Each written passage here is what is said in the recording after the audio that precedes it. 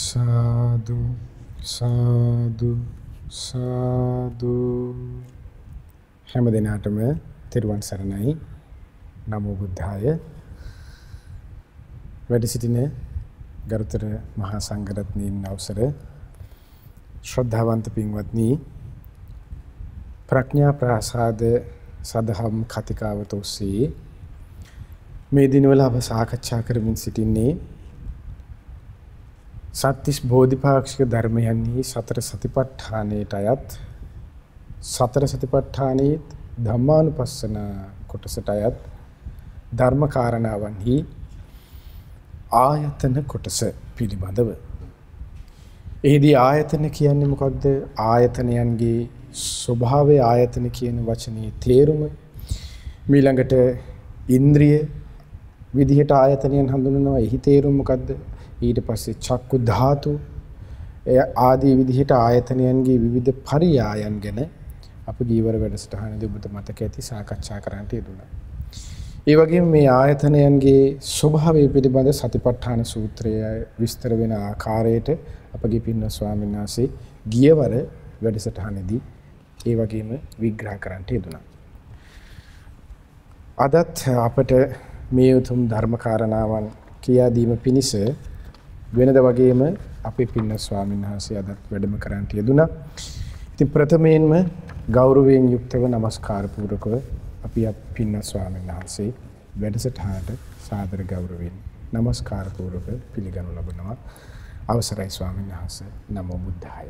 නමෝ බුද්ධාය. පින්වත් ස්වාමීන් වහන්සේ පිළිගන්න ගමන්ම අද වැඩසටහනේ දායකත්වයේ සිහිපත් කළොත් ප්‍රඥා ප්‍රාසාද සදහම් කතිකාව සඳහා දායකත්වයේ දරන්නේ මහනුවර පොල්ගොල්ලේ දොරගමුව පාරේ මහාවිද්‍යාල මාවතේ අංක 39B නිවසේ පදිංචි පින්වත් UH හේවගේ මහතාගේ දායකත්වයෙන් යුක්තව තමයි අද ප්‍රඥා ප්‍රාසාද සදහම් කතිකාවත සිදු කරනු ලබන්නේ. ඉතින් මේ පින්තුන්ගේ දායකත්වය සිහිපත් කරගන්න ගමන් පින්වත් ස්වාමීන් වහන්සේ වෙත යොමු වෙන්න කැමැති අද සාකච්ඡාව ආරම්භ කරන්න. ස්වාමීන් වහන්සේ අවසර. දැන් ගියවර වැඩසටහනේ ස්වාමීන් වහන්සේ මේ ආයතනයන්ගේ ස්වභාවය, ඉන්ද්‍රිය, ඒ වගේම ධාතු, ඒ වගේ ස්වභාවයන් ගැන කතා කළා. ඊට පස්සේ මේ සංයෝජන ධර්ම විදිහට මේ ආයතනයන්ගේ පරියාය පිළිබඳව සාකච්ඡා කරන්නට යෙදුණා. පින්වත් ස්වාමීන් වහන්සේ ඒත් එක්ක මේ සතිපට්ඨාන සූත්‍රෙම තව කරුණක් තියෙනවා අසලා දැනගන්න ස්වාමීන්. ඒ කරුණට ප්‍රථම මම පින්වත් ස්වාමීන් වහන්සේගෙන් කාරණාවක් අසලා දැනගන්න කැමති. මේ ආයතනයන්ගේ ස්වභාවයත් එක්කම ස්වාමීන් වහන්සේ දැන් ඇස නම් වූ ආයතනයේ, කන නම් වූ ආයතනයේ ආදී විදිහට ස්වාමීන් වහන්සේ මේ ආධ්‍යාත්මික බාහිර වශයෙන් ධර්මයේ තියෙන ආකාරය විස්තර කරා. ඒතකොට ස්වාමීන් වහන්සේ මේ ආයතන හයට ලැබීමේ හේතුවක් විදිහට සමහර තැන්වල පැරණි කර්මයක් ආදී කරුණු කාරණාවන් මේ සූත්‍ර දේශනාවන්හි සඳහන් වෙනවා. එහි සම්බන්ධය කොයි වගේද ස්වාමීන් වහන්සේ අවසරාද? හැම දිනාටම තිරුවන් සරණයි. දැන් අපි මේ ආයතන සම්බන්ධව කරුණු රාශියක් දැනගත්තා කලින් වැඩසටහනේදී. ඒතකොට තවත් ඒ සම්බන්ධව බුදුරජාණන් වහන්සේ දේශනා කරපු විශේෂ දහම් පරයයක් තියෙනවා. මේ ආයතන අවබෝධ කිරීම පිණිස ශ්‍රාවකෙක් ඒ කරුණක් දැනගත යුතුයි. දැන් අපි කියනවානේ මේ කර්මය කියලා. කර්මයෙන් ලැබිච්ච දේවල්. මේ කර්මය තමයි කොටම මුල කියලා. දැන් ඒකෙදි අර්ථ වශයෙන් ගත්තහම සමහර කාරණාවක් ඒ වගේ කියන කරුණු 100ක් සම්පූර්ණ නොවුනත් දැන් මොකද බුදුරජාණන් වහන්සේ සියල්ලම කර්මයෙන් වෙනවා කියලා දේශනා කළා නෑ. එහෙම කිව්වොත් ඒක මිත්‍යා දෘෂ්ටියක් කියලා භාග්‍යවතුන් වහන්සේ දේශනා කරනවා. පුරුෂ වීරිය, පුරුෂ ධෛර්යය, පුරුෂ පරාක්‍රමය කියලා දෙයක් තියෙනවා. ඒ කියන්නේ ඒ උත්සාහයෙන් වීරියෙන් කැපවීමෙන් වෙනස් කරගන්න පුළුවන් දේ තියෙනවා. ඉතින් ඒ හැරුණකොට කර්මේනොත් යම්කිසි දායකත්වයක් ලැබෙනවා මේ ජීවිත පැවැත්මට. ඒ වගේ භාග්‍යවතුන් වහන්සේ දේශනා කරපු ඒ කම්ම සූත්‍රය සංයුත්ත නිකායේ 4 වෙනි කොටසේ කියන්නේ සලායතන සංයුත්තේ තිබෙන කම්ම සූත්‍රයේදී බුදුරජාණන් වහන්සේ දේශනා කරනවා කතමංච භික්ඛවේ පුරාණං කම්මං. මහණෙනි පැරණි කර්මය කුමක්ද? ඒ කම්ම සූත්‍රය දේශනා කරනවා භාග්‍යවතුන් වහන්සේ නව පුරාණානි භික්ඛවේ කම්මානි දේසිස්සාමි. නව කර්මයක් පැරණි කර්මයක් ඔබට දේශනා කරන්නම්. ඒ වගේම කර්ම නිරෝධය ගැනත් කර්ම නිරෝධගාමිනී ප්‍රතිපදාව ගැනත් ඔබට දේශනා කරන්න කියලා තමයි දේශනාව ආරම්භ කරන්නේ. ඒකෙදී පැරණි කර්මයේ විදිහට බුදුරජාණන් වහන්සේ පුරාණ චක්කුම් භික්ඛවේ පුරාණ මිදං කම්මං. මේ ඇස කියලා කියන්නේ පැරණි කර්මයක්. ඒ වගේම භාග්‍යවතුන් වහන්සේ දේශනා කරන තන විශේෂ ප්‍රකාශයක් අபிසංකතං. මේ ඇස අபிසංකත දෙයක්. දැන් අපි ගත්තාම සංකතය කියන එක අපි දන්නවනේ. සංකතය කියවහම මෙතන උපාදෝ පඤ්ඤායති වයෝ පඤ්ඤායති තිතස්සඤ්ඤතත්තම් පඤ්ඤායති. ඉපදීමක් පණවිය හැකි. ඒ වගේම මේ වෙනසීමක් පැනවිය හැකි. ඒ වගේම පවතින කාලය අතර වෙනස් වීමක් පනවන්න පුළුවන් ආකාරයේ ස්වභාවයකට කියනවා සංකත කියලා. අபிසංකත කියලා කියන්නේ මේක විශේෂයෙන් සකස් කරපු දෙයක්. විශේෂයෙන් සකස් වූ දෙයක්. එහෙම නැත්නම් සකස් වීම පිණිස හේතු හැදිච්ච දෙයක්. ඊළඟට අபிසංචේතිතං. සංචේතනා කියලා කියනවා අපි සාමාන්‍යයෙන් විවහාරයේ තියෙනවා. ඒ කියන්නේ බුද්ධ දේශනාවේ තියෙනවා සංචේතනා කියලා. එතකොට රූප සංචේතනා, සද්ද සංචේතනා. සංචේතනා කියන්නේ කෙලින්ම කරන ලද කර්මයේ ස්වභාවය. දැන් අර ආහාර ගැන දේශනා කරනකොට ආහාර හතරක්. එතකොට එතන කියනවානේ මනෝ සංචේතන ආහාරය කියලා. එතකොට මනසින් සංචේතනා. ඒ කියන්නේ සංචේතනා කියන්නේ චේතනාව භාගතුන් වහන්සේ පෙන්ලා දෙනවා කර්මයේ විදිහට. එතකොට අபிසංචේතිතං කියලා කියන්නේ සංචේතනාව විශේෂයෙන් සකස් කරනවා. වේදනියන් දට්ටබ්බා. විඳවමින්. ඒ කියන්නේ විඳවමින් දැකිය යුතු දෙයක්. විඳවීම කියන්නේ මේ දැන් අපි ගත්තාම දුක් විඳීමන අපිට විඳවනවා කිව්වහම මතක් වෙන්නේ. මෙතන වේදනියන් දට්ටබ්බන් කිව්වහම ආකාර තුනෙන්ම සැප දුක් මධ්‍යස්ථාදී ඒ විදීම ආකාර තුනෙන්ම ඒ කරුණ දැනගන්නට ඕනේ. එතකොට ඇසේ ස්වභාවය ප්‍රකට වෙන්නේ. දැන් අපි ගත්තාම සමහර කෙනෙක් උපතින්ම ඇස් පේන්නේ නැහැ. සමහර කෙනෙක් උපතින්ම කන් ඇහෙන්නේ නැහැ. සමහර කෙනෙකුට උපතින්ම යම් යම් ශාරීරික දුර්වලතා තියෙනවා. ඉතින් මේවට පැරණි කර්මයේ බලපෑමක් තියෙනවා. ඒ බලපෑම මත පුද්ගල ස්වභාවය ඒ ස්වභාවයන් උරුමය ලැබෙනවා. එතකොට ඇස ලැබිලා තියෙන්නේ පැරණි කර්මයක ස්වභාවයක් විදිහට. කලින් ජීවිතයේ කරපු කර්මයක ස්වභාවයක් විදිහට. එතකොට සෝතම් භික්ඛවේ පුරාණ මිදං කම්ම. එතකොට කන කියන්නේ නාසය, දිවකය, මනස මේ ඔක්කොම පැරණි කර්ම. ඒ වගේ මෙතන තියෙනවා අபிසංකතං අபிසංචේතිතං වේදනියන් දට්ටබ්බං. එතකොට විඳවමින්, ඒ කියන්නේ විඳීම ඇසුරු කරගෙන තමයි මේ ස්වභාවයක් මේ විදිහට තියෙනවා කියලා දැනගන්න පුළුවන් වෙන්නේ. ඒකෙදි බුදුරජාණන් වහන්සේ දේශනා කළා.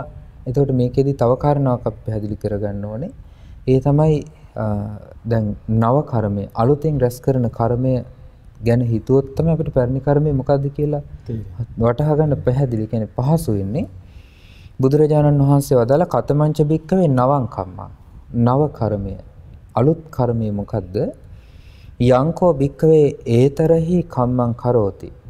මේ වර්තමානයේ මේ මොහොතේ යම් කිසි කර්මයක් කරනවා කායන වාචාය මනස. කය වචනේ මනස ඇසුරු කරගෙන. එතකොට අපි නිරන්තරයෙන්ම දැන් මේ කය වචනේ මනස කියන දේ අපි පවත්වන්නේ කරුණු තුනක් ඇසුරු කරගෙනනේ. කායික ක්‍රියාව, වචනය, මනස. හැසිරවීමට අපි පාවිච්චි කරන ප්‍රධාන කරුණු තුනක් තියෙනවා. තමයි ලෝභ, දෝෂ, මෝහ. ලෝභ, ද්වේෂ, මෝහයෙන් තමයි මේ අපි වර්තමානයේ කර්මයන් කරන්නේ. යම් ක්‍රියාවක් කයින් කරනවද? යම් ක්‍රියාවක් වචනෙන් කරනවද? යම් ක්‍රියාවක් මනසින් කරනවද? ඒ ඔක්කොම මේ මොහොතේ අපි කරන්නේ රාග, දේශ, මොහ සහිතව. ඒතර රාග, දේශ, මොහ සහිතව කරන්නා වූ ඒ සියලු දේහි ඊළඟ විපාකයේ පිණිස, ඊළඟ මොහොතේ විපාකයේ පිණිස, ඊළඟ මොහොතට ගෙනියන දෙයක් අපි ඈඳගෙන තමයි ඒ කරන සියලු දේවල් කරන්නේ. ඉතින් ඒ නිසා මේ මොහොතේ කරන කර්මය ඊළඟ මොහොතට සම්බන්ධ වෙනවා. ඊළඟට අතීතයේ කරපු දේ මේ මොහොතට සම්බන්ධ වෙනවා. ඒතර මේ විදිහේ ගමනක් තමයි, මේ පැවැත්මක් තමයි මේ හේතුඵල ධමයක් එක්ක තියෙන්නේ.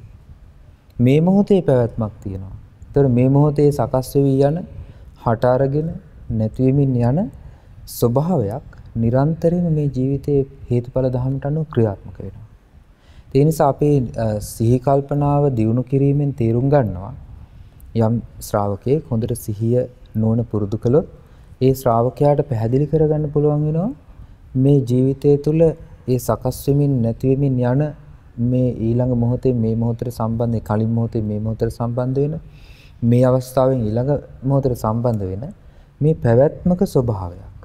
දැන් පැරණි කර්මය කියලා කිව්වම අපිට ඒකෙදි අතීත ජීවිත පමණක් නෙමෙයි. දැන් අපි මේ මොහොතට කලින් කරා නම් කර්මයක්. ඒ කර්ම ස්වභාවයත් එතන මේ අයිති. එතකොට ඒක අතීතයේ කිව්වම අතීත ජීවිතවලට විතරක් දාන්න බෑ. ඒ ප්‍රමාණයට විතරක් සීමා වෙන්නේ නැහැ.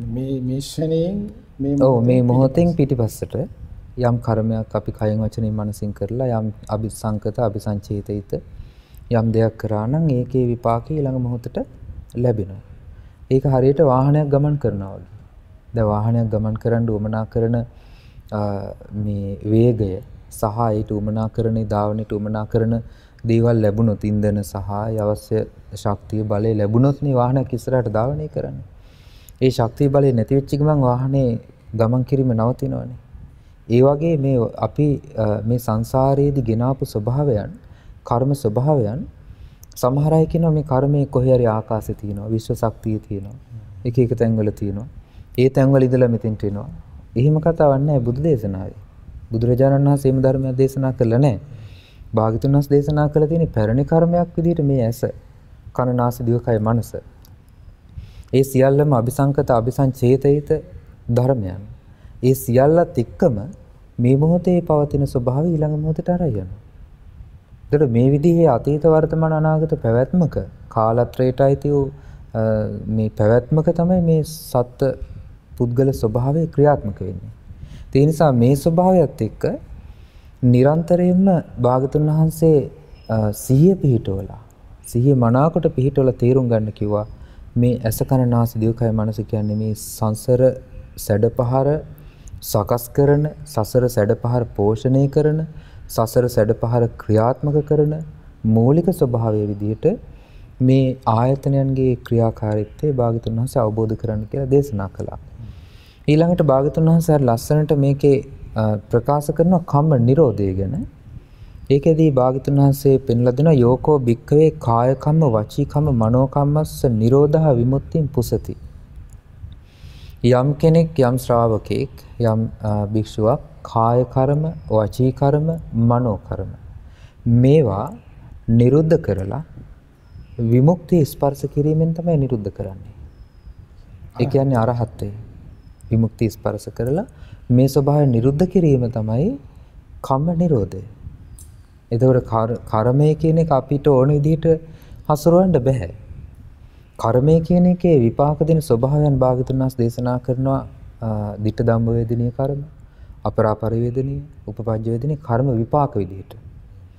ඊළඟට කර්මයේ ස්වභාවයන් විදිහට පෙන්ලා දෙනවා ඇස කන නාසය දිවකය මනස. එතකොට මේවා ලැබිලා තියෙන ඊළඟ මොහොතට මේවා ක්‍රියාත්මක වෙන ඒ ස්වභාවයන් මේ ඔක්කොම සම්බන්ධ කරගෙන ඇඳගෙන යන ගමනක් තියෙන්නේ. මේවා අතහැරලා යන ගමනක් නෙමෙයි. ඒ නිසා තමයි ඒ කෙරෙහි පවතින චන්දරාගයේ උපාදානීය දුරු කිරීම පිණිස භාගතුන් වහන්සේ මේවා අවබෝධ කරගන්න සිහිය පිහිටවන්න කියලා දේශනා කළේ.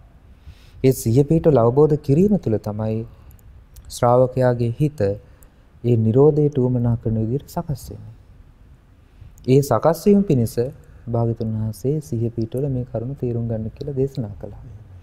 ඊළඟ කම්ම නිරෝධගාමිනී පටිපදාව ඍජුවම භාගතුන් වහන්සේ වදාළ නිවන් මාර්ගය ආර්ය ශ්‍රාණික මාර්ගය. එතකොට ආර්ය ශ්‍රාණික මාර්ගය කියලා අපි සම්මා දිට්ඨි සම්මා සංකප්ප ආදී මේ ධම්මානුපස්සනාව ඉදිරියට අපි සාකච්ඡා කරනවා. ඉතින් ඔබ බොහෝ ඒ කරුණු සම්බන්ධව අහලා තියෙනවා. ඉතින් මේ සියලුම දේවල් බුදුරජාණන් වහන්සේ නිරුද්ධ වෙන මාර්ගයේ විදිහට පෙන්ලා දීලා තියෙන්නේ සම්මා දිට්ඨිය ආදී ආර්ය ශ්‍රාණික මාර්ගය නිරුද්ධ වෙන මාර්ගය. ඉතින් මේ නිරෝධගාමිනී ප්‍රතිපදාව අනුගමනය කිරීම තුළ තමයි ශ්‍රාවකෙක් සැබෑවට මේ විමුක්තිය ස්පර්ශ කරන්නේ. ඒ නිරෝධයෙන් ලබන්නා වූ විමුක්තිය ස්පර්ශ කරන්නේ ආර්ය ශ්‍රාණික මාර්ගයේ පුරුදු පුහුණු කිරීමෙන්. මේ විදිහට තමයි කර්මය ගෙවලා දාන්න තියෙන්නේ. දැන් අපිට සමහර අවස්ථාවලදී බුදුරජාණන් වහන්සේ දේශනා කරපු උපමාවල සඳහන් වෙන කරුණු තියෙනවා. දැන් අර හිමාල පර්වතය ඊළඟට පුංචි මුං ඇට තරමේ ගල් කැට 7ක් අරගෙන පෙන්නලා භාගතුන් වහන්සේ පෙන්ලා දෙනවානේ ගෙවපු කර්මය මේ විශාල පර්වතය තරම් සෝවන් ශ්‍රාවකයාගේ. ඒතර අහෝසි කර්මය. දැන් කර්මය අහෝසි කරනවා කියලා අපිට ඒක හිතලා කරන්න බෑ. ඒකට උවමනා කරන ධර්මතාවයන් සිතේ සකස් වෙන්න ඕනේ. ඒ සකස් වීම තුල තමයි මේ විපාක කියන්නේ නැතිවීම. ඒ කියන්නේ අහෝසි වීම. නිරුද්ධ වෙනවා. නෑ ඒ කියන්නේ නිරුද්ධ වෙනවා කියන්නේ ස්වභාවයන් අහෝසි වෙලා යනවා. දැන් එතන කියන්නේ අහෝසි කර්මනේ. අහෝසි වෙනවා කියලා කියන්නේ මේ ස්වභාවයන් නැවත සකස් වෙන ඒ කියන්නේ විපාකයක් පිණිස ක්‍රියාත්මක වෙන්නේ නැහැ. ඒ කියන්නේ සතර අපායගාමී කර්මයන් සම්පූර්ණ නිරුද්ධයි. නිරුද්ධ වෙලාම යනවා. අහෝසිම කියන්නේ නිරුද්ධ වීම තමයි තියෙන්නේ. ඒකෙදි බුදුරජාණන් වහන්සේ දේශනා කරනවා මෙලොවදී විපාක දෙන්න තියෙන කර්මය ඊළඟ ජීවිතේ විපාක දෙන්න ඕනේ කියලා ප්‍රාර්ථනාවෙන් ලබන්න බෑ කියනවා. ඊළඟට ඊළඟ ජීවිතේ විපාක දෙන්න ඕන කර්මය අපි දැන් පින් දහම් කරලා ගොඩක් දෙනෙක් ප්‍රාර්ථනා කරනවානේ ගොඩක් වෙලාවට කෝප් මේ පින්කම් කරනවා අරවා කරනවා මේවා කරනවා මේක විපාකේ කෝ අපිට ලැබුණා කියලා. නමුත් එයාගේ අපිටමනේ ඔක්කොම කරදරෙන්නේ කියලා. ඒ කර්ම ස්වභාවය ගැන තේරුම් නොගැනීම නිසා ඒක ඉදිරියට කතා කරන්නේ. මොකද භාගතුන් වහන්සේ දේශනා කරනවා ඊළඟ ජීවිතේ විපාක දෙන්න තියෙන කර්මය මේ ජීවිතේ විපාක දෙන්න ඕනේ කියලා ප්‍රාර්ථනාවකින් අදිෂ්ඨානයකින් පැතුමකින් ලබන්න බෑ කියලා. ඒක ඊළඟ ජීවිතේ නම් ඒ ජීවිතේ විපාක දෙන විදිහට හැදිලා තියෙන්නේ. සකස් වෙලා තියෙන්නේ. ඊළඟ නිවන් දකින්නතරු විපාක දෙන්න ඕනේ දේ මේ ජීවිතේ විපාක දෙන්න ඕනේ කියලා ලබන්න බෑ කියනවා. ඉතින් ඒකේ ස්වභාවය කර්මයේ ස්වභාවය ඒකයි. ඒ විදිහේ කර්ම ස්වභාවයක් අපේ ජීවිතවලට උරුමයි කියලා ශ්‍රාවකයා නිරන්තරයෙන් මේ කර්ම විශේෂ සම්බන්ධව භාගතුන් වහන්සේ වදාළේ අචින්ත්‍ය විශයක් නේ. කම්ම විශේෂ කියලා කියන අචින්ත්‍ය කියන්නේ අපිට හිතලා මේ කොහොමද විපාක දෙන්නේ කියලා අපිට තේරුම් ගන්න බෑ. නමුත් බුදුරජාණන් වහන්සේ වදාළ යම් සීමාවක් තියෙනවා අපිට හිතන්න යම් කොටසක්. ඒ කරුණ තුල අපි මේ කල්පනා කරුවොත් අපිට තේරුම් ගන්න පුළුවන් වෙනවා මේ කර්මයේ ස්වභාවය මේකයි කියලා. ඒ නිසා එතකොට අවසර ස්වාංශ දැන් සමහර අය කියනවා දැන් ගොඩක් කෙනෙක් ඔන්න පව් කරලා තියෙනවා. එතකොට කියනවා යා පින් කරන්නේ පිනින් පව යටපත් කරන්න පුළුවන්. ඒ කියන්නේ මොන වගේ අදහසක්ද ස්වාමීනි? දැන් මේ වගේ අපි සාමාන්‍යයෙන් කෙනෙකුගේ ජීවිතවල කාය කර්ම, වචී කර්ම, මනෝ කර්ම ක්‍රියාත්මක වෙන ස්වභාවයත් සමග පැරණි කර්මයන්ට විපාකයේ පිණිස උවමනා කරන වටපිටාව සකස් වෙනවා. ඒ කියන්නේ මේ වටපිටාව දැන් ඒක තීරුම් ගන්න ඕනේ දැන් අපිට පැරණි කර්මේ විපාක දෙන්න. එහෙම නැත්නම් කර්ම ස්වභාවය විපාක දෙන්න උවමනා කරන්නේ භාගතුන් වහන්සේ වදාළේ කර්මය කියන්නේ කුඹුර කියලානේ. කම්මං කෙත්තං. ඒතර විඥාණය තමයි එතන පිහිටන්නේ. ඒක තණ්හාවෙන් තමයි පෝෂණය වෙන්නේ. ඒ කියන්නේ දැන් අපි යම් කර්මයක් සසරේ කරලා තිනවා නම් ඒකට උවමනා කරන වටපිටාව බාහිර පරිසරයේ සම්පූර්ණ සකස් වෙන්න ඕනේ. ඒ විදිහට සකස් වීම තුළ තමයි යට ඒ විපාකෙ ලැබෙන්නේ. එහෙම සකස් නොවන තාක්කල් විපාකයක් ලැබෙන්නේ නැහැ.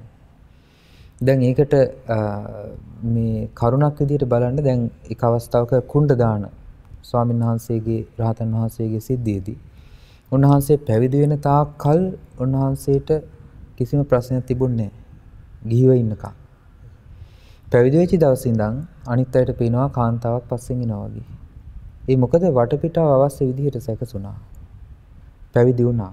පැවිදි වෙච්ච දවසේ ඉඳන් කර්මයේ විපාක දෙන්න උවමනා කරන බාහිර පරිසරය සකස් වුණා. ඒ කර්මයේ ඉදිරියට පැමිණුණා. කර්මයේ ස්වභාව විපාක දෙන්න පටන් ගත්තා. අරහත්ත්වයටපත් වෙනකන් ඒ කර්මය ගෙවිලා ගියේ නැහැ. අරහත්ත්වයටපත් වුණාට පස්සේ තමයි කර්මය අවසන් වුනේ. ඒ වගේ කර්මයේ විපාක දෙන්න උවමනා කරන වටපිටාව හැදෙනවා. සමහර වෙලාවට අපි ප්‍රාර්ථනා කළ සමහර අය දරුවෝ ලබනවා. කියන්නේ බෝධි පූජා තියලා වැඳුම් පිදුම් කරලා බාරහාර වෙලා අවසානයේදී ඒ දරුවම ඒ දෙමව්පියන්ගේ හතුරු බවට පත් වෙනවා. ඊළඟට සමහර වෙලාවට ඒ දරුවෝ සතුටින් ඉන්න උත්සාහ කරනකොට දෙමව්පිය හතුරු බවට පත් වෙනවා. අපිට ඒ වගේ අය දකින්න ලැබිලා තියෙනවා. ඉතින් ඒ වගේ ඒ කියන්නේ දෙමව්පියෝ දරුවන්ට හතුරුකම් කරනවා. දරුවන්ව විනාශ කරනවා. ඒ විදිහේ කටයුතු කරන. ඒ වටපිටාව සකස් වෙන්න ඕනේ. ඒ බාහිර පරිසරයත් එක්ක තමයි මේ කර්ම විපාක දීම තියෙන්නේ. ඒ නිසා ඒක විඳවමින් තමන් විසින් හදපු දෙයක්, ඒ කියන්නේ තමන් කියන්නේ හේතුඵල ධර්මයට අනුව හැදිච්ච දෙයක්, අபிසංකත දෙයක්, ඊළඟට අபிසංචේතිත දෙයක්. ඒ කියන්නේ අபிසංචේතිත කියන්නේ තමන් විසින් ඒක චේතනාත්මකව ක්‍රියාත්මක වීම පිණිස උවමනා කරන වටපිටාව චේතනාත්මකව සකස් කරගත්තු දා විශේෂයෙන්. ඒ වගේම ඒකේ බලවත්ව එහි විපාකයන් විඳවමින් දකින්න වමනා කරන වටපිටාවක් හැදෙනවා. ඉතින් ඒ නිසා කෙනෙක් කර්මය විපාක දෙන්න වමනා කරන පරිසරය හැදෙන්නේ නැති විදිහට කරපු පව එහෙම නැත්නම් කරපු දේ යටපත් වෙන විදිහට බලවත් වූ කාය කුසලය කයින් කුසල් කරනවා නම් ඒ වගේම වචී කුසලය වචී සංවරය තුළ වචී කුසලයේ වඩනවා නම් ඊළඟට මනස සංවර කරලා මනසින් මේ පින්දහම් කරනවා නම් කුසල් දහම් වඩනවා නම් අර කරපු කර්ම ස්වභාවය යට කරගෙන කුසලයේ මතුවෙන්න පුළුවන්. කුසලයේ දියුණු කරගන්න පුළුවන්. සමහර කෙනෙකුට ඒක සුළු උත්සාහයකින් කරගන්න පුළුවන්. සමහර කෙනෙක් සමහරට අවුරුදු ගාණක් ඒ විදිහට කර්ම විපාක යටපත් වෙන තාක්කල් මේ කර්මය යහපත් දේවල් කරන්න සිද්ධ වෙන්න පුළුවන්. ඉතින් එක එක්කෙනාගේ තියෙන කර්මයේ ධාරිතාව අනුව තමයි ඒක වෙන්නේ. ඉතින් ඊට පස්සේ ඒ කෙනා වුණ කුසල් වඩලා නැත්තම් පින් දහම් කරලා ඊට පස්සේ ඒ කෙනාට පින විපාක දෙන්න පටන් ගන්නවා. ඊට පස්සේ අර කුසලයේ යම් කාලයකට යටපත් වෙනවා. අකුසලයේ ඒ අකුසලයේ යම් කාලයකට යටපත් වෙලා කරපු කර්ම දුක් විපාක විඳින පිණිස පවතින කර්මය යම් කාල සීමාවකට යටපත් වෙලා ඔහුගේ සිතේ පුණ්‍ය කර්මයේ විපාකය ලැබෙන පටන් ගත්ත දවසේ ඉඳන් එයාට යම් යහපතක් ලැබෙනවා. නමුත් ඒකේ තියෙන ස්වභාවය තමයි ඒක තරාදීක දෙපැත්තක් වගේ. තරාදීකට අපි වමනා කරන padi දාලා බර දාලා ඒකට අවශ්‍ය කරන ද්‍රව්‍ය දානවා මැනලා කිරා ගන්න. එතකොට ඒක දැම්මට පස්සේ ඒක බැලන්ස් කරන එක අපි ඒක දිහා බල බල කරන්න ඕන එකක් නේ.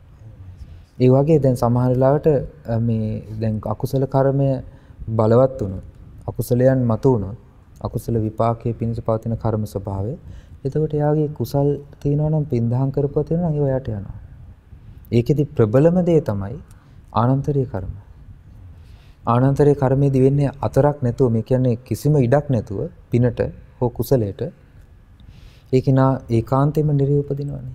ඒතකොට එච්චරට ඒ කර්මයේ බලවත්. ඒ කර්මයේ බලවත්භාවය නිසා ඒ කර්මයේ ඉහළින්ම තියෙනවා. ඒ වගේම තමයි සමහර පුණ්‍ය කර්ම. සමහර කුසල් පින් කරනකොට දැන් සංඝ සාමග්‍රී වගේ දේවල් එහෙම නැත්නම් එවැනිම භාගතුන් වහන්සේ දේශනා කරපු විශේෂ පුණ්‍ය ධර්මයන් තියෙනවා.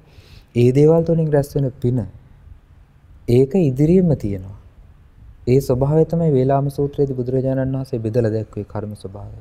ඒ අபிසංචේතිතව ඊළඟට මේ අபிසංකතව කරන කර්මය විපාක දෙන විදිහ, පින්දහම් විපාක දෙන විදිහ. පාපයත් ඒ විදිහට විපාක දෙනවා. ඉතින් මේක නුවණ තියෙන කෙනා පින්දහම් කරලා කුසල් දහම් වඩලා අර අයහපත් කර්මය යටපත් කරලා ඒ යටපත් කරපු කර්මයේ විපාක දෙන්න පෙර තවත් ඒ කුසලයේ තුලම රැඳිලා කුසල් දියුණු කරගෙන ගියොත් එයාට යම් මිදීමක් ලබන්න පුළුවන්. දැන් ඒක තමයි අඟුලිමාල රහතන් වහන්සේ කළේ. අඟුලිමාල රහතන් වහන්සේ සසරේ කරපු පින්බලය මතු කරගත්තා. මතුවෙන් උවමනා කරන වටපිටාව සකස් වුණා භාග්‍යතුන් වහන්සේගේ උපකාරයෙන්. ඒ නිසා ඒ පින විපාක දෙන්න උවමනා කරන වටපිටාව හැදිච්ච ගමන් ඒකට උවමනා කරන අභ්‍යන්තරික කුසලතාවය දියුණු කළා. යෝනිසෝ මනසිකාරයෙන් ධර්මෙ මෙනෙහි කරලා සීලය සම්පූර්ණ කරගෙන සමාධිය වඩන්න උත්සාහ කරලා ඊළඟට ඒ සියලු අකුසලයන් යට කරගෙන කුසලයේ වඩන්න උවමනා කරන අභ්‍යන්තරික ශක්තිය දියුණු කරගත්තා. ඒ තුළ කුසලයේ තුළ ස්ථාවරව පිහිටියා. ඒ ස්ථාවරව පිහිටියාට පස්සේ ඒක කාටවත් ආපහු බැහැර කරන්න බෑ ඒ කුසලය. ඒ නිසා ශ්‍රාවකේ කල්පනා කරන්න ඕන නොන තියෙන කෙනෙක් ඒ කුසලය අකුසලය මේ දෙක තීරුම් අරගෙන ඒ ස්වභාවය තීරුම් අරගෙන ඒකේ ඉදිරියට තමන්ගේ හිත පුරුදු කරගන්න. ඒ විදිහට පුරුදු කරගත්තොත් තමයි ශ්‍රාවකයෙකුට රැකවරණය ලබන්න පුළුවන් වෙන්නේ. එහෙමයි සංස දැන් සංසෝයි කරුණු කාරණාවන් අපිට විග්‍රහ කරලා දෙනකොට තව කරුණක් මේ අහන්න හිතුන ස්වාමීන් වහන්සේ අවසර ඒ තමයි දැන් සමහර අය කියනවා දැන් සූත්‍රයේ සඳහන් වෙනවා දස කුසලය සමහර කෙනා දැන් සූත්‍ර සඳහන් දස කුසල් කරන කෙනත් දුගතිය යන අවස්ථාව. එතකොට ඒ කරුණ මුල් කරගෙන සමහරු කියනවා දස කුසල් කරත් අපිට දුගතිය යන්න තියෙනවානේ. ඉතින් දස අකුසල් කරන කෙනත් ওই සූත්‍රයේ තියෙන සුගතිය ගියා කියලා. දැන් ඔහොම කියලා සමහර කුසලයට එක්ක මැලි වෙනවා, සමහර කුසල් කරනවා. ඔය වගේ වෙනස් වීමකුත් තියෙනවා. ස්වාමීනි ඇත්තටම ඒ කරුණ කොහොමද බුදුරජාණන් දේශනා කරලා තියෙන්නේ ස්වාමීන් වහන්සේ? දැන් එතෙන්දී ඒක දැන් ලෝකයේ අපි අර කලින් කතා කරා වගේ කලින් දවසක අපි පැහැදිලි කරේ මේ ලෝකයේ තියෙන අඥානයන්ගේ පිරුණු ලෝකයක් නේ. ඒ කියන්නේ ධර්මයේ තේරුම් ගැනීම තුළ අතිධාවනය කරනවානේ. ඒ අතිධාවනය තුළ තියෙන වැටහීමක් තමයි ওই කාරණා. එතකොට ඒකෙදී බුදුරජාණන් වහන්සේ දේශනා කරපු සීමාවත් ඉක්මවා ගිහිල්ලා භාග්‍යතුන් වහන්සේගේ අවබෝධයත් ඉක්මවා යන්න කල්පනා කරනවා. ඒක භාග්‍යතුන් වහන්සේගේ අවබෝධයක් තමයි කර්ම විෂය. ඒ කර්මයේ ස්වභාවය බුදුරජාණන් වහන්සේ පැහැදිලිව දේශනා කළා තියෙනවා දස කුසල් කරන සියලු දෙනාම සුගති උපදින්නේ නැහැ කියලා. ඒ වගේම දස අකුසල් කරන සියලු දෙනාම දුගති උපදින්නේ නැහැ කියලා. එතකොට ඒකට හේතුව විදිහට බුදුරජාණන් වහන්සේ දේශනා කරන්නේ ඒක දන්නේ තථාගතයන් වහන්සේ. එතන ඒ කාරණාවක් තියෙනවා. ඒක දන්නේ තථාගතයන් වහන්සේ. ඒ මොකද ඒ තථාගතයන් වහන්සේට පමණක් ඒ ස්වභාවය විශ්ේ වෙන නිසා. එතකොට අපි කළ යුතු දේ බුදුරජාණන් වහන්සේ වදාළ දේ කරනවා මිසක් බුදුරජාණන් වහන්සේගේ ඥාන ඉක්මවා යාමක් අපිට කරන්න බෑ. ඒතර බුදුරජාණන් වහන්සේ දේශනා කළේ දස කුසල් වඩන්න කියලානේ. දස අකුසල් වඩන්න කියලා දේශනා කළේ නෑනේ. දස අකුසල් දුරු කරන්න කිව්වා. එතකොට බුදුරජාණන් වහන්සේ කෙරේ ශ්‍රද්ධාව නැති කෙනා ඒ කාරණාව ගන්න වැරදියට. ඒ අරගෙන බුදුරජාණන් වහන්සේ කෙරෙහි මේ පවතින ශ්‍රද්ධාව නැති කරගෙන අවසානයේ දුගතියටම යනවා. ඊළඟට සමහර අය කියනවා අපි පව කරන්නේ නැහැ. ඒ නිසා අපිට පින් ඕනේ නැහැ කියලා. ඔන්න ඔය කර්ම කියනවා. ඒ වගේ කතාවක් කියනවා සාමාන්‍ය ලෝකේ ව්‍යවහාරයේ තියෙනවා. එතකොට සමහර අය කියනවා නෑ අපිනේ අපායට යන්නේ. අපායට යන්නත් කවුරු ඉන්න බෑ. අපායට යන්නත් කවුරු හරි ඉන්න ඕනේ. අපි අපායට යන්නේ. අපිට ඒව කමක් නෑ. ඔයගොල්ලෝ නිමීනේ යන්නේ අපිනේ යන්නේ කියලා. එතකොට මේ ස්වභාවය ගැන පුදුමාකාර සංවේගයක් ඇති වෙනවා මේ භාගතුන් වහන්සේගේ ධර්මයත් එක්ක බලනකොට. බුදුරජාණන් වහන්සේ පැහැදිලිව දේශනා කළා තියෙනවා මේ සත්වයන් කර්මේ දායාද කරගත්තු අය. කම්ම දායාද. කම්ම යෝනි. කම්ම බන්දු. කම්ම පටිසරණ. යං කම්මං කරිස්සති කල්යාණං වා පාපකං වා තස්ස දායාදෝ භවිස්සති. ඒ කියන්නේ මේ කර්මයේ යම් යහපත් වේවා අයහපත් වේවා ඒ යම් කර්මයක් කරනවාද ඒක තමයි කෙනාගේ උරුමේ බවට පත් වෙන්නේ. ඒක තමයි කෙනාගේ දායාදය. ඒක තමයි කෙනාගේ උපත් ස්ථානය තීරණය කරන්නේ. ඉතින් ඒ නිසා මේ කර්මයේ ස්වභාවය දැන් අර කලින් කිව්වා වගේ සමහර කෙනෙක් කියනවා පින් කරන්න ඕනේ අපි පව කරන්නේ නැති නිසා කියලා. නමුත් පව නොකර හිටියා කියලා ඒ කෙනාට පුළුවන්කමක් නැහැ පින විපාක දීලා අවසන් වෙන එක නවත්තන්න. මනුස්ස ලෝකෙ ඉන්නකොට එයා සතුටින් ඉඳී. සමහරට ඊළඟ ජීවිතෙත් පින තිබුණොත් මනුස්ස ලෝකෙ උපදී. එයින් පස්සේ සමහරට දුගති උපදින්න පුළුවන්. ඒ නිසා කුසලයමයි යහපත්. අකුසල් නොකිරීමමයි යහපත්. ඒ නිසා අකුසල් දුරු කරන්න කියලා භාග්‍යතුන් වහන්සේ වදාළ යම් වචනයක් ඇද්ද? කුසල් වඩන්න කියලා භාග්‍යතුන් වහන්සේ වදාළ යම් වචනයක් ඇද්ද? එන්නේ කාරණාව ඒ කරුණ තුල පිහිටලා ශ්‍රද්ධාව තුල පිහිටලා ඒ කරුණ පුරුදු කරන කෙනාට සැබෑවටම රැකවරණය ලබන්න අවස්ථාවක් ලැබෙනවා. ඒ කාරණාව ගැන විශ්වාස කරගෙන කුසල් වඩන්න ඕනේ. ඒ කාරණාව ගැන පිළි අරගෙන අකුසල් දුරු කරන්න ඕනේ. ඒ වගේම පිනක් ගෙවිලා යන දෙයක් කියලා තීරුම් අරගෙන නිරන්තරයෙන් කුසල් වඩන්න ඕනේ. දැන් අපන්නක සූත්‍රයේදී බුදුරජාණන් වහන්සේ පෙන්ලා දෙනවා මේ ලෝකේ සමහර කෙනෙක් හිතන්න පුළුවන් කියනවා මෙහිම. ඒ කියන්නේ කුසල් මේ වැඩිම කියන දේ. Tamanට පේන්නේ නැහැ නේ ඒක විපාකේ සමහරලාට. ඒ කියන්නේ කුසල් වඩනවා ඊළඟ ජීවිතේ විපාක දෙන්න පුළුවන්. එතකොට එයා හිතන්න කියනවා මේ ජීවිතේ විපාක නොදුන්නට ඊළඟ ජීවිතේ විපාක දෙනවා කියලා ඒක විශ්වාස කිරීම නැතුව හිතන්න කියනවා සමාජයේ සමහර අය අකුසලයට ගරහනවා. සත්පුරුෂයන් අකුසලයට ගරහනවා. නොනැත්තෝ අකුසලයට ගරහනවා. ඒ නිසා මම අකුසල් බැහැර කරන්න ඕනේ. ඒ ගැරහීමෙන් බේරීම පිණිස අකුසල් බැහැර කරන්න කියනවා. එතකොට එයාට යහපතක් වෙයි කියලා. ඉතින් මේ වගේ ප්‍රකාශයක් බුදුරජාණන් වහන්සේගේ දේශනාවේ තිබෙනවා. ඒ වගේම භාග්‍යතුන් වහන්සේ දේශනා කරනවා මහණෙනි අකුසල් ප්‍රහාණය කරන්න. අකුසල් ප්‍රහාණය කරන්න බැරි නම් මම අකුසල් ප්‍රහාණය කරන්න කියලා කියන්නේ නැහැ. අකුසල් ප්‍රහාණය කිරීම තුළ යහපතක් වෙන්නේ නැත්නම් මම අකුසල් ප්‍රහාණය කරන්න කියලා කියන්නේ නැහැ. අකුසල් ප්‍රහාණය කිරීම යහපතක්මයි. අකුසල් ප්‍රහාණය කිරීම කරන්න පුළුවන් දෙයක්මයි. ඒ වගේම කුසල් වඩන්න. කුසල් වැඩිම තුළ යහපතක් වෙනවා. කුසල් වඩන්න බැරි නම් මම කුසල් වඩන්න කියලා කියන්නේ නැහැ. බලන්නේ භාග්‍යතුන් වහන්සේ කුසල අකුසල ගැන දරපු අදහස. දැන් අර කාරණාව අල්ලගෙන බුදුරජාණන් වහන්සේගේ අවබෝධය ඉක්මවා යන්න කල්පනා කිරීම තුළ පුද්ගලයා පරිහානියටපත් වීම හැර විනත් එයාට දකින්න ලැබෙන වෙන පිළිසරණක් නැහැ. පිහිටක් ලැබෙන්නේ නැහැ. ඒ නිසා භාග්‍යතුන් වහන්සේ වදාළේ කුසලේ වඩන්න කියලා ඒ කුසලයේ වැඩිවීමට තියෙන උත්සාහය යෙදෙන්න ඕනේ.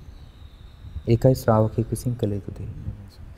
සාස දැන් මේ සාකච්ඡා කරමින් යනකොට පින්නතින් දැන් අපි ස්වාමීන් වහන්සේ අපිට හරි ලස්සන කරුණු කරනවන් බොහෝමයක් ස්වාමීන් වහන්සේ විස්තර කරලා දෙනවා. ඒ අතරේ ස්වාමීන් වහන්සේ දැන් නිතරම මේ අද වැඩසටහනේදී කතා වුණ පින ඊට පස්සේ කුසලය පව අකුසලය කියලා වගේ වචන කීපයක්.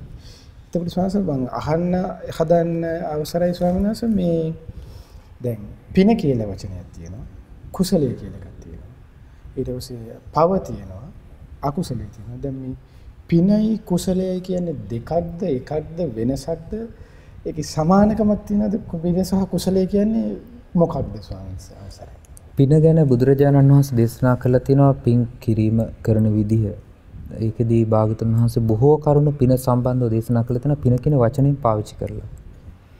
ඊළඟට කුසලය ගැන බුදුරජාණන් වහන්සේ දේශනා කළා තිබෙනවා ආර්ය ශ්‍රාංග මාර්ගය විදිහට. ආර්ය ශ්‍රාංග මාර්ගයට අයිති කරුණු පුරුදු කිරීම කුසලය. එතකොට යම් කෙනෙක් ශ්‍රද්ධාදී ඉන්ද්‍රිය ධර්මයන්, බල ධර්ම, බොජ්ජංග ධර්ම මේ සත්‍තිස් බෝධිපාක්ෂික ධර්ම පුරුදු කරනවා නම් ඒක කුසලය. ඒක සසරෙන් නිදහස් වීම පිණිස පවතින දේ. ඒ වගේම මේ පින කියලා කියන්නේ භාගතුන් වහන්සේ දේශනා කරනවා සාසවා පුඤ්ඤ භාගියා උපදීපක්කා. ඒ කියන්නේ ලෞකික සම්මාදිට්ඨිය. ලෞකික සම්මාදිට්ඨිය කියලා කියන්නේ පින් පව් තියනවා කියලා විශ්වාස කිරීම, කර්මඵල විශ්වාසය, මව්පියා කියලා විශේෂ කෙනෙක් සිටින බව පිළිගැනීම, ඕපාතික සත්‍යයන් පිළිගැනීම, දසවස්තුක සම්මාදිට්ඨිය. එතකොට මේ දසවස්තුක සම්මාදිට්ඨිය තුළ තමයි පින ගැබ් වෙලා තියෙන්නේ. ඒකත් එක්ක තමයි පින ගැන කතා කරන්න තියෙන්නේ. එතකොට පින භාගතුන් වහන්සේ කරන්න කියපු දෙයක්. සමහර අය කියනවා පින් කරන්න ඕනේ කුසල ඩොහම ඇති කියලා. එතකොට ඒ කියන්නේ පිනේ උපකාරය දන්නේ නැති කෙනා. පිනේ ස්වභාවය දන්නේ නැති කෙනා. ඒ භාගතුන් වහන්සේ කෙරෙහි ශ්‍රද්ධාව නැති කෙනා. මොකද බුදුරජාණන් වහන්සේ මේ පින ගැන දේශනා කළේ. භාගතුන් වහන්සේ මේක කරන්න කියලා දේශනා කළේ. එහෙම දේශනා කරපු දේ ප්‍රතික්ෂේප කරලා භාගතුන් වහන්සේ ඊට ඉහළින් තියෙන ශ්‍රේෂ්ඨ වූ දේ වඩන්න කියපු එක කරන්න උත්සාහ කරනවා. භාගතුන් වහන්සේ වදාළ දෙයක්ම ප්‍රතික්ෂේප කිරීමෙන්. ඒ තුළ සිද්ධ වෙන්නේ මාන්නයට කරුණක් මිසක් එහෙම නැත්නම් එයාගේ පරිහානියට කරුණක් මිසක් මේ මුලාවට කරුණක් මිසක් අවබෝධයට කරුණක් ඒකෙදි ලැබෙන්නේ නැහැ. ඒ නිසා භාගතුන් වහන්සේ වදාළ කරුණ ඔක්කොම ගොනු වෙලා තියෙන එකම දිශාවකට, එකම ඉලක්කයකට. ඒ ඉලක්කය භාගතුන් වහන්සේ සින්සපා සූත්‍රයේදී පැහැදිලිව දේශනා කරනවා. භාගතුන් වහන්සේ දේශනා කරනවා යම් ධර්මයක් නිවනට හේතු වෙන්නේ නැත්නම් මම ඒ ධර්මය දේශනා කරන්නේ නැහැ. නිවනට හේතු නොවන දේ මම දේශනා කරන්නේ නැහැ. නිවනට විශේෂ ඥානය පිණිස හේතු වෙන යමක් ඇද්ද ඒකයි මම දේශනා කරන්නේ. ඒ මොකද්ද? දුක්ඛ නම් වූ ආර්ය සත්‍ය. දුක්ඛ සමුදය නිරෝධ මාර්ග. ඒතර යම් වචනයක් සම්බුද්ධත්වයට පත් වෙච්ච මොහොතේ ඉඳන් පිරිනිවන් පාන මොහොත දක්වා භාගතුන් වහන්සේ දේශනා කළ තිබෙනවද? ඒ සියලු වචනේ නිවනට නැඹුරු වෙච්ච දේවල්. ඒ තුලමයි බුදුරජාණන් වහන්සේ පින ගැන දේශනා කළේ. ඒ පිනේ උපකාරයෙන් තමයි කුසලයේ වඩන් උවමනා කරන අභ්‍යන්තරික සුදුසුකම් ශ්‍රාවකෙක් තුළ ගොඩනගන්නේ. ඒක භාගතුන් වහන්සේ පැහැදිලිව දේශනා කරලා තියෙනවා. ඉතින් ඒ නිසා කුසලය අකුසලය කියලා කියන්නේ මේ සත්‍තිස් බෝධිපාක්ෂික ධර්මයන් පුරුදු නොකිරීම.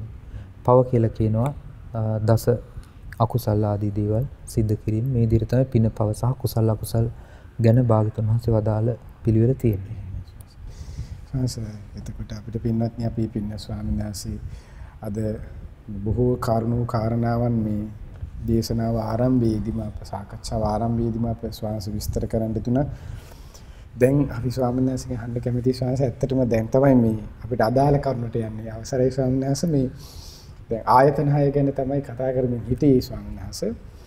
ඒත් එක්ක ස්වාමීන් වහන්සේ දැන් සතිපට්ඨාන සූත්‍රයේ ආයතන 6 ඊළඟට විස්තර කරනකොට ධම්මානුපස්සනාවට අදාළව ඊළඟට තියෙන ස්වාමීන් වහන්සේ මේ ආයතනයන්ගේ සමුදය වය කියන්නේ සමුදය ධම්මානුපස්සීවා වය ධම්මානුපස්සීවා සමුදය වය ධම්මානුපස්සීවා ආදී විදිහට විස්තර කරමින් අත්තිකායෝතිවා 50 පච්චුපට්ඨිතවදී ආදී විදිහට මේ ආයතන 6 මුල් කරගනිමුත් මේ ධම්මානුපස්සනාවෙන් වාසය කරනවා කියලා භාගවත් බුදුරජාණන් වහන්සේ ඒ දේශනා කොටස අවසන් කරනවා. ඊළඟට එතකොට ස්වාමීන් වහන්සේ තියෙන්නේ බොජ්ජංග ධර්මය ගැන. ඊට පස්සේ මෙන්න මේ කොටස ගැන ආසාදන ගන්න කැමතියි ස්වාමීන් වහන්සේ. දැන් අපි දන්නවා දැන් පටිච්ච සමුප්පාද ධර්මයට අදාළව තමයි අනුකූලව තමයි මේ ආයතනයන්ගේ ක්‍රියාකාරීත්වය සකස් වෙන්නේ. එතකොට ආයතන සමුදේවය කියලා කිව්වහම භාග්‍යවතුන් වහන්සේ මෙතන දැන් ධම්මානුපස්සනා කොටසේදී ආහාර සූත්‍රයේදී භාග්‍යවතුන් වහන්සේ පැහැදිලිව දේශනා කරලා තියෙනවා මානසිකාර සමුදය ධම්මාන සමුදය. මානසිකාර හට ගැනීමෙන් තමයි මේ ධර්මයන් ධම්මානුපස්සනාවට ඇති මේ ධර්මයන් සියල්ලම හටගන්නේ කියලා. එතකොට එතන නාම රූප වල නාම ධර්මයක එක අංගයක් විදිහට මානසිකාරය තියෙනවා. වේදනා සංඥා චේතනා පස්ස මානසිකාරය. එතකොට මානසිකාරය යම් තැනක මූලික කරුණු විදිහට තියෙනවා නම් එතන අනිත් සියලුම කාරණා විඥානීය ක්‍රියාකාරීත්වයත් එකතුව ස්පර්ශය හටගන්න විඳීම හටගන්න චේතනා හටගන්න ඒ සියල්ලටම විඥානීය ක්‍රියාකාරීත්වය නැතුව බෑ. ඒ වගේ මානසිකාරය කියලා කියන්නේ මේ මලකඳක හටගන්න දෙයක් නෙමෙයි. සාමාන්‍ය ක්‍රියාත්මක සිතක හටගන්න දෙයක්. ඒ ක්‍රියාකාරී ස්වභාවය සමග තමයි මේ සසර පැවැත්මට උවමනා කරන මේ ආයතනයන්ගේ ක්‍රියාකාරීත්වය සිද්ධ වෙන්නේ. ඒතකොට ශ්‍රාවකයෙක් මෙන්න මේ කරුණු එකතු වෙන මූලිකම තැන දක්වා විමසලා ඒ මූලික කාරණාව පිළිබඳ යම් වැටහීමක් ඇති කරගෙන විමර්ශනයකින් යුතුව යෝනිසෝ මනසිකාරයේ යුතුව ඒ කරුණ විමසා බලනකොට ඒ ශ්‍රාවකයාට දකින්න ලැබෙන්නේ ඒ ආයතන උපදින තැන ආයතන හට ගන්න තැන ඒක හේතුඵල ධමයට අයිති දෙයක්. හේතුඵල ධමයෙන් බැහැර දෙයක් නෙවෙයි. හේතුඵල ධම තුල පටිච්චසමුප්පන්න ධර්ම විදිහට ක්‍රියාත්මක වෙනවා. ඒ නිසා ඒක විමසාගෙන යනකොට ඒ කරුණ පිළිබඳව භාග්‍යවතුන් වහන්සේ පැහැදිලිව මානසිකාර නිසා හටගන්න බව දේශනා කළා. ඒ මානසිකාරය අයිති වෙලා තින්නේ පටිච්චසමුප්පාද ධර්මයන්ගේ නාම ධර්මවලට. නාම ධර්ම මේ පහට අදාළ දේ. ඒ නිසා ඒක විමසනකොට ශ්‍රාවකෙක් ආරම්භය දක්වා බලනවා නම් ඒ තැන දක්වා විමසන්නට ඕනේ. ඒ විමසාගෙන ගියාට පස්සේ ඒ තුලින් හටගන්න විදිහත් ඊට පස්සේ ඒ කරුණ නැතිවීමෙන් මේ ආයතනයන්ගේ ස්වභාවය ආයතන ක්‍රියාකාරී ස්වභාවය නැති වී යාමත් භාග්‍යවතුන් වහන්සේ දේශනා කළා තියෙනවා. ඊළඟට සංයෝජන කියන සූත්‍ර දේශනාවේදී බුදුරජාණන් වහන්සේ දේශනා කළා තියෙන මේ සංයෝජන ප්‍රහාණය වෙන ආකාරය.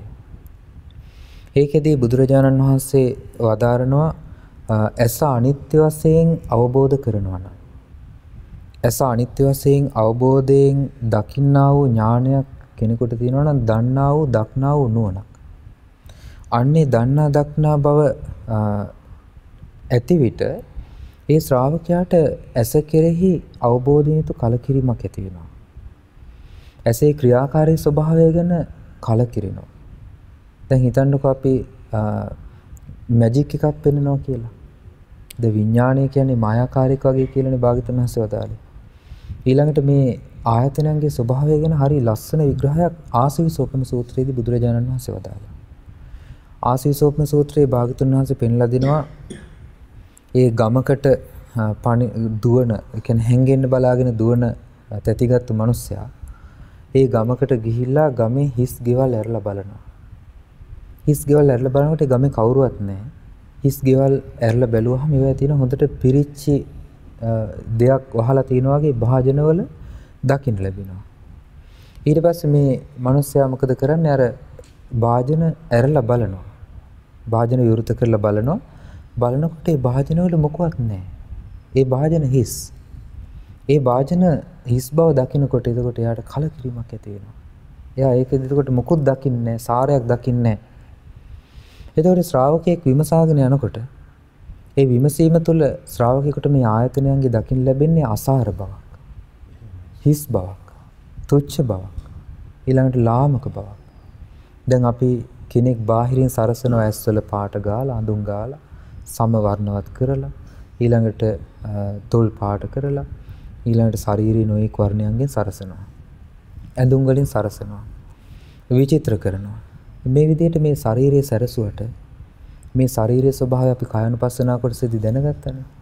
ඒතකොට ඒ වගේ මේ අපි ආයතනයන්ගේ ස්වභාවයත් ලස්සනට බාහිර රූප පෙනුනට, ශබ්ද ඇහුනට, මිහිරි ගඳ සුවඳ ලැබුණට, රස ආදී ලැබුණට දිවට, කයට පහස ලැබුණට මේ හැම දෙයකම තියෙන හිස් බවක්, තුච්ඡ බවක්, ලාමක බවක්, ඒ වගේම සාරයක් නැති අසාර බවක්. ඒතකොට බුදුරජාණන් වහන්සේ දේශනා කරනවා ඒ විදිහට දකිනකොට, ඒ විදිහට අවබෝධ කරනකොට ශ්‍රාවකයාගේ හිතේ ගැන කලකිරෙනවා. ඒ ස්වභාවය ගැන හිත පහදින්නේ, හිත පිහිටන්නේ, හිත බැසගන්නේ. ඒ නොබැස ගන්නා වූ සිත ඒ කෙරෙහි යම් ඇල්මක් ඇද්ද, ඒ ඇල්ම දුරු වීම පිණිස පවතිනවා. එතකොට ඒකට කියනවා අනබිනන්දන්තෝ, ඒ පිළිබඳ සතුටින් පිළි නොගන්නා විට විරජ්‍යති. ඒ ගැන නොඇලී හිත පවතිනවා. විරාගා විමුච්ඡති. ඒ නොඇල්මටපත් වුණාට පස්සේ හිත නිදහස් වෙනවා. ඒක අවබෝධය තුළ සිද්ධ වෙන දෙයක්. ඉතින් ඒ නිසා මේ අවබෝධයට උවමනා කරන මානසිකාරයේ පැවැත්වීම පිණිස තමයි බුදුරජාණන් වහන්සේ මේ ආයතනයන් ආධ්‍යාත්ම වශයෙන්ොත් හිස් දෙයක් විදිහට දකින්න කිව්වා. බාහිර ආයතන. ඒතර බාහිර ආයතන කියන්නේ බාහිර පුද්ගලයන්ගේ බාහිර ස්වභාවයන්.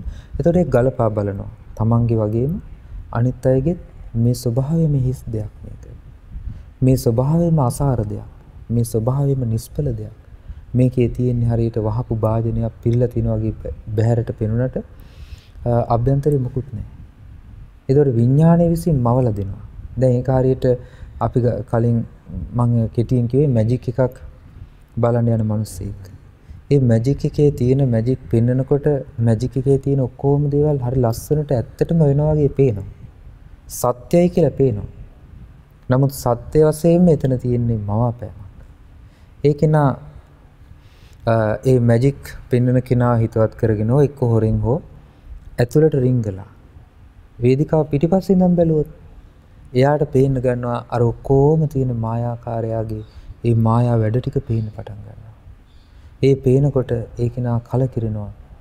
මේ තියෙන්නේ මෙතන මායාවක්, අසත්‍යයක්, බොරුවක්, මවාපෑමක්, හිස් දෙයක්, ලාමක දෙයක්. ඒතර අනිත් අය ලෝකේ මැජික් එක බලලා සතුට වෙනකොට අර ශ්‍රාවකයා ඒ ගැන සතුටු වෙන්නේ නැහැ. හිත පිහිටන්නේ, හිත බැසගන්නේ. ඒ බැසගන්න නැති හිත ඇලීමකට ලක් වෙන්නේ නැති නිසා සම්පූර්ණයෙන්ම හිත නිදහස් වෙලා යනවා. ඉතින් මේ විදිහට තමයි සමුදය වය දකින්න ශ්‍රාවකයාගේ ඥාණය පිහිටන්නේ. ඒ ඥාණය තුළ භාගතුන් වහන්සේ දේශනා කරන අත්ති ධම්මාති වපනස් සති පච්චුපට්ඨිතා හෝති. මෙවැනි වූ ධර්මතාවයන් තමයි මේ ජීවිතය තුළ පවතින්නේ කියලා සිහිය බලවත්ව පිහිටන්න පටන් ගන්නවා. ඊළඟට ඒ සිහිය බලවත්ව පිහිටීම නිසා ඒ ශ්‍රාවකයන් නචකින්ච ලෝකේ උපාදීති. මේ ලෝකේ කිසිවක් ඇලීම් ගැටීම් වශයෙන් කිසිම දෙයකට මේ ශ්‍රාවකයාගේ සිත බැසගන්නේ පිහිටන්නේ. ඊට පස්සේ ඒ විදිහට නොපිහිටිය සිත මුළුමනින්ම නිදහස් වෙලා යනවා. ඉතින් මේ විදිහට තමයි ධම්මානුපස්සනාව තුළ මේ ආයතනයන්ගේ ක්‍රියාකාරී ස්වභාවයත් එක්ක ඒ ශ්‍රාවකයාට විමුක්තිය පිණිස සිහිය පිහිටවල හිත දියුණු කරගන්න තියෙන්නේ. ඉතින් මේ විදිහට ඇස පිළිබඳ යථාබෝධය තුළ කන, නාසය ආදී ආධ්‍යාත්මික ආයතන, බාහිර ආයතනයන්ගේ යථා ස්වභාවය අවබෝධ කිරීම තුළ නිවන සාක්ෂාත් කරන්න උවමනා කරන විමර්ශනයේට සිහිය බලවත් කරගන්නයි භාගතුන් වහන්සේ මේ ධම්මානුපස්සනා කොටසදී ආයතන භාවනාවේදී දේශනා කළේ. පින්වත්නි, මේ වන විට අප සාකච්ඡා කරමින් සිටින මේ ආයතන 6 පිළිබඳව ධම්මානුපස්සනාවට අදාළව එතකොට අපේ පින්වත් ස්වාමීන් වහන්සේ අද දවසේ අපිට ආයතන 6 පිළිබඳව මූලික විග්‍රහයක් ඒ වගේම කලින් වැඩසටහන් වලත් ආයතන 6 පිළිබඳව අපිට පින්වත් ස්වාමීන් වහන්සේ ධර්ම කාරණාවන් රාශියක් සතිපට්ඨාන සූත්‍රයේ ධම්මානුපස්සනාව මුල් කරගනිමින් අපිට විග්‍රහ කරන්න ඉදිරියට අදින් ආයතන 6 පිළිබඳව අප සාකච්ඡා කරන කොටස අවසන් වෙලා ඊළඟ දවසේ අපිට තියෙන සාකච්ඡා කරන්න ධම්මානුපස්සනාවට අදාළ ඊළඟ කොටස. දැන් මේ වෙනකොට ධම්මානුපස්සනාවේ පංච නීවරණයන්, ඒ වගේම ඔබට මතක ඇති පංච උපාදානස්කන්ධය, ඊළඟට මේ ආයතන 6 ඊළඟ කොටස තමයි කුමක්ද? සප්ත බොජ්ජංග. බොජ්ජංග ධර්මයන් සත පිළිබඳව තමයි ඊළඟට ධම්මානුපස්සනා කොටසදී අපිට සාකච්ඡා කරන්න තියෙන්නේ. ඉතින් මේ කරුණුත් මතක් කරගනිමින් අද අපිට ලැබී තිබෙන කාලය අවසන් වෙන නිසා අප අද සාකච්ඡාව අවසන් කරනවා. අවසරයි පින්වත් ස්වාමීන් වහන්සේ. මුලින්ම අපි පින්වත් ස්වාමීන් වහන්සේට පුණ්‍යානුමෝදනා කර සිටිමු. අපිට මේ ධර්ම කාරණාව කියලා දෙන අපේ පින්වත් ස්වාමීන් වහන්සේ නිදුක් වෙත්වා, නිරෝගී වෙත්වා, සුවපත් වෙත්වා, චිරජීවනයේ දීර්ඝායු සම්පත, තුනුරන්ගේ ආශිර්වාදයේ දිව්‍යංගේ ආරක්ෂාව රැකවරණ ජීවිතයට සැලසේවා. අපේ පින්වත් ස්වාමීන් වහන්සේට තව තවත් උතුම් ශාසනික මිහිවරේ දෙමින් ගෞතම බුදුසසුනේ පිළිසරණ ලබන්න මේ සියලු පින් ඒකාන්තයෙන්ම හේතුපකාර වෙත්වා.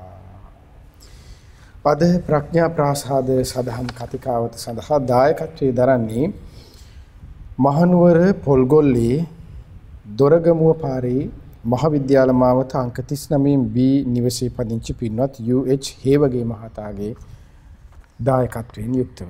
ඉතින් මේ පින්වතුන්ගේ දායකත්වයෙන් යුක්තව ඉතින් රැස් කරා වූ සියලු පින් අපි ප්‍රථමයෙන් අනුමෝදන් කරමු. පින් කැමති සියලු දෙවියන්ට, සක්දේව රජුන්, සතරවරම් දෙවිවරු, සියලු සෙන්පති දෙවිවරුන්, ප්‍රධාන සියලු දෙවි මණ්ඩලයට, ඒ වගේම ඔබ අප සියලු දෙනාගේ ඉෂ්ට දේවතාවරුන්, මේ පින් බිමට අධිග්‍රහීත සිටින්නා වූ සියලු දෙවියෝ, සුමන සමන් දෙවිවරුන්, උපුල්වන් දෙවිවරුන් ඇතුළු නානා නම් ගොත් වාසී ප්‍රදේශ බාර පළාත් බාර සියලු දෙවියෝද මේ පින් අනුමෝදන් දිව්‍ය ආවුස වරණ සැප බලයෙන් වැඩිත්වා.